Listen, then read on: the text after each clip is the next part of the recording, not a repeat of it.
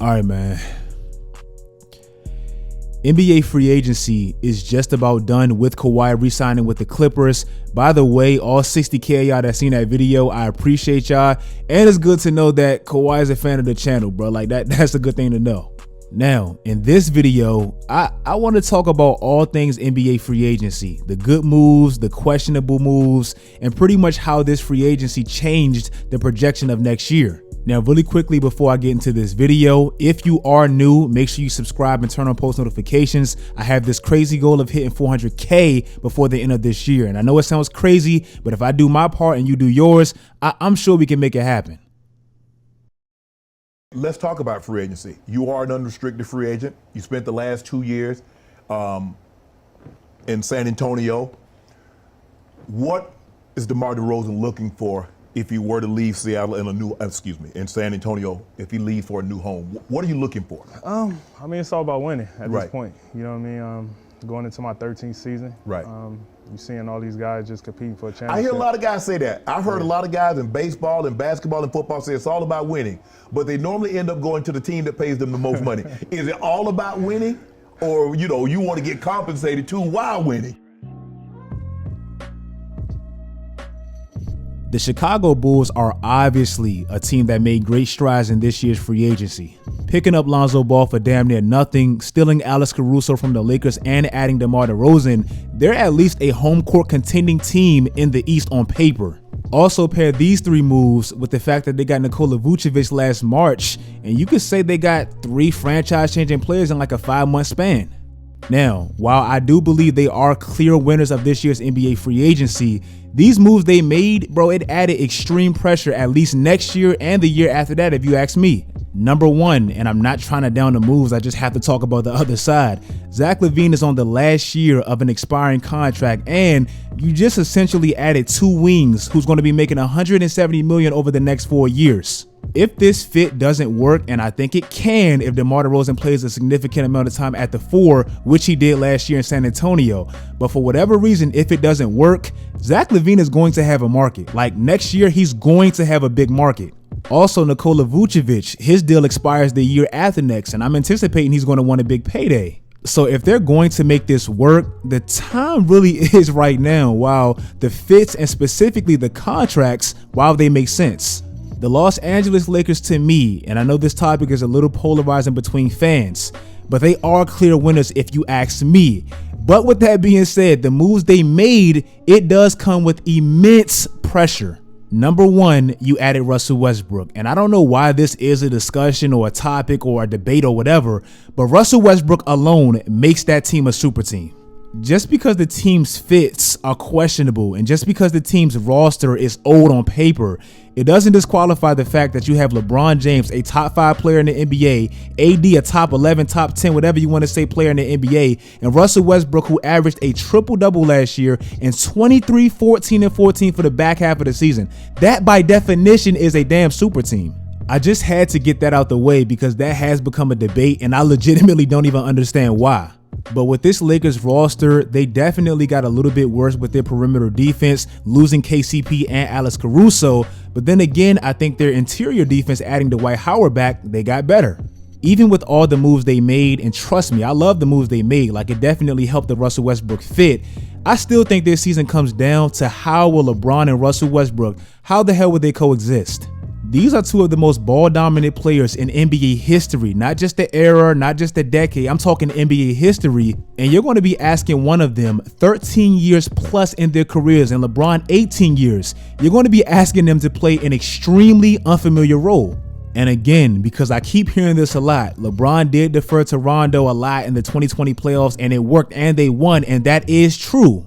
But number one, Rondo is one of the best pure point guards and decision makers, especially in the playoffs of his era. And yes, Russell Westbrook averages a lot of assists, but if you look at his game, specifically in the playoffs, his decision making, his assist to turnover ratio, it's been historically bad, and I don't know how that coexists with LeBron James. And also, if you're going to bring up Rondo and LeBron and how it worked in the playoffs and all that stuff, make sure you bring up the fact that in the playoffs, in the bubble, I don't know if it was just because there was no fans or whatever, Rondo shot 45% from deep against the West, and in Game 6 versus Miami, he knocked down 3 threes.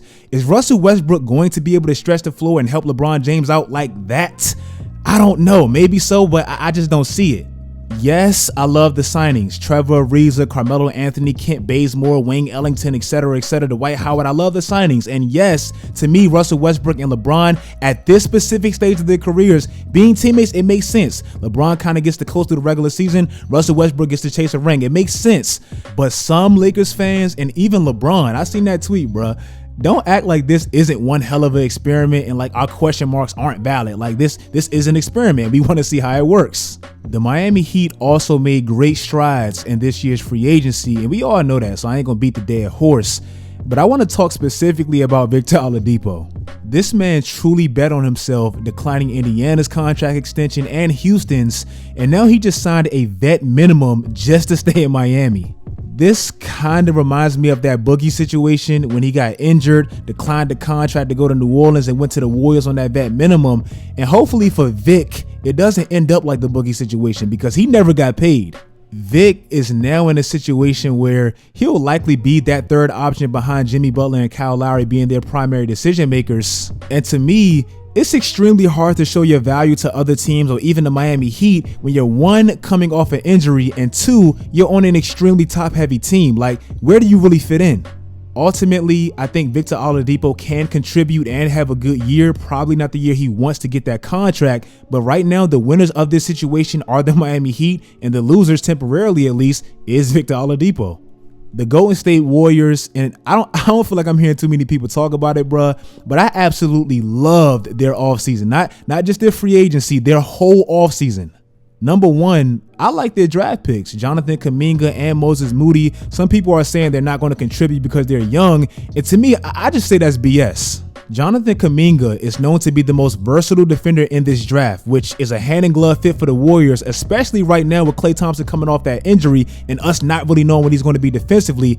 And I know Jonathan Kuminga struggled with his scoring, his shooting, and specifically his efficiency and all that in the G League, but you have to understand where he's going and the looks he's going to get now with the gravity of Stephen Curry and Klay Thompson. He's going to progress as a solid two-way player on this team. If you send him to Detroit and ask him to be the offense like Cade Cunningham or something like that, okay, I get it. But on this team, bro, he's going to be okay, trust me. Also, they drafted Moses Moody, a player who drew a lot of comparisons to Mikal Bridges, a player that can shoot, defend, and doesn't necessarily have to put the ball on the floor just to be effective. And again, that fits right into the Warriors' motion offense and their heavy emphasis on defense. So again, a hand and glove fit. Also, they brought back Iggy, who, if anything, he can be a great mentor to two players who stylistically he favors as two-way players. And lastly, they got Otto Porter, who can at least capitalize off those open looks that Steph and Klay, those looks they will draw. And if anything else, if they don't want to move forward with young players and all this stuff and they want to vet whatever, they now have two promising rookies and James Wiseman, who was the second pick last year, that they can package for who knows, possibly Pascal Siakam, who knows. So in conclusion, this team now has championship DNA, championship experience, a top 3 player in the league, 3 of the top 30 players as far as championship ceiling raisers, and they have assets. It's a perfect situation if you ask me. Also, I want to talk about the Boston Celtics, who I don't really hear too many people talking about as losers, but I'm definitely concerned about their future. These last 5 or 6 years for the Celtics, especially with the expectations they've had, it's been very underwhelming for the Celtics, and their future, I don't even know what the hell it is. First of all, in March, they traded for Evan Fournier. They didn't really lose too much to get him, only 2 second-round picks. Okay, cool, that's cool.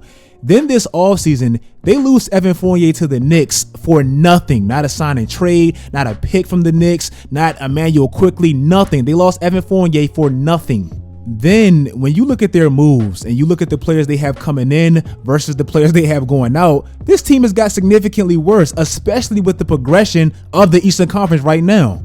Milwaukee, Brooklyn, Miami, Philadelphia, New York, Atlanta, Chicago. That's 7 teams right there that I believe are better than the Boston Celtics. So that leaves them with Charlotte, who just had a great draft, Indiana, teams like that, battling for an 8th seed in the play-in tournament. That's not a good future to me.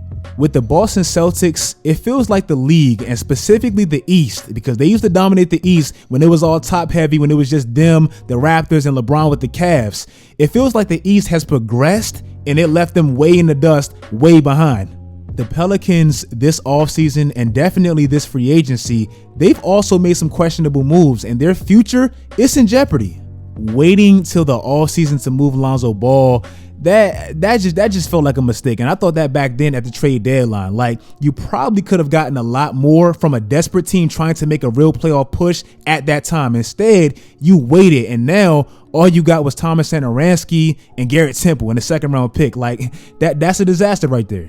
They did move Steven Adams and Eric Bledsoe, which is good, especially for the spacing with Zion Williamson and things like that. And they did draft Trey Murphy, who can possibly be the steal of the draft. He's having a great summer league right now. But if you want to keep Zion Williamson happy, who's reportedly grown frustrations with the organization, you can't take massive steps back, losing Lonzo Ball for nothing, replacing him with Devontae Graham, and expecting this team that you have right now to contend in the West. It's not going to happen. And lastly, I want to talk about the Portland Trail Blazers. This franchise is literally in no man's land, and for a player like Dame, I don't even understand the time he's wasting with his career not being aggressive and pursuing a trade. I get it, and I respect and I love the loyalty, the patience, giving Chauncey Billups a chance, and I love Chauncey Billups as a basketball mind, and I hope he can translate to a great basketball coach. But Chauncey Billups isn't playing for you next year, and the moves you made, that's nowhere near conducive to contend at any way in the West. Next year, Dame is going to be in his 10th season, bro, his 10th year. What the hell has this organization done for you in the slightest, besides pay you a bunch of money, which they had to? What have they done for you to really advance your career? You've never played with an all-NBA player. You've never even played with an all-star player. You've never had that great defensive team like a Stephen Curry. They just now fired the damn coach after like 25 years. And this offseason, all they did was hire Chauncey Billups, which I like, sign Hassan Whiteside, and sign Norman Powell to this big contract to overcrowd your backcourt. That's nothing. Think about it like this. Dame right now is 31 years old. He played 4 years in college, so he doesn't have that much time to waste. He already came into this league at like 22 years old. He's already played more years in Portland than LeBron did in Cleveland his first stint. And LeBron came straight out of high school. And he's played just as many years in Portland as Kevin Durant did in OKC when he left, 9 seasons.